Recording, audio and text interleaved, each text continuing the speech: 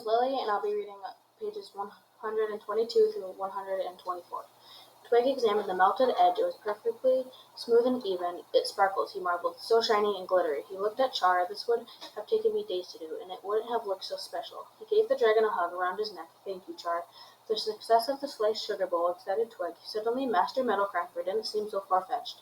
They spent the rest of the afternoon at work, using a fancy metal fish fin handled for the guman of the sundial.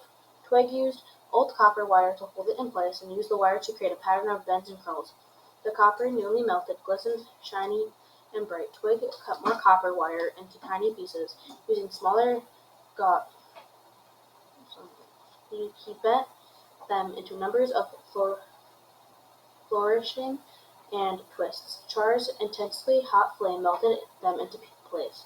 The sundial face became a beautiful copper-rich design that melted and delighted Twig. A damselfly landed on Char's nose and sat there in the sun. Twig watched it for a moment and then got an idea. He twisted thin silver wire into an insect motif, laying the pieces around the lip of the sundial platform. He then added tiny flecks of gold in the wings, pieces that he had found in alchemated, used from discarded electronics. The sundial, with its gold, silver, and copper, furnished by Char's intense blue hot flame, and with Twig's delicate artistic touch, was a thing of beauty.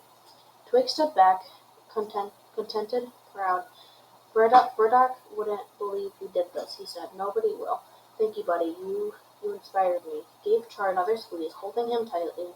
Char rippled his scales and puffs of gray smoke came out of his nostrils. Twig held the dragon's face. You look tired, Char, he said. Let's get you back home. You need some rest after all that. Twig dragged several fern fawns over to the sundial, piling and rearranging them until his new project was camouflaged and hidden from view. No one will ever know it was here, he said to himself, pleased.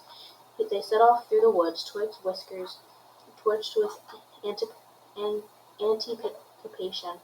Shortly after dawn, Twig, with Lily in tow, scampered through the woods and the hidden clearing. What is going on? Lily asked repeatedly, even though slightly irritated by being summoned at an early hour and then trespassing into the woods. Lily was a bit excited. She knew Twig must have a good secret to share. They rounded a bend, and then Twig led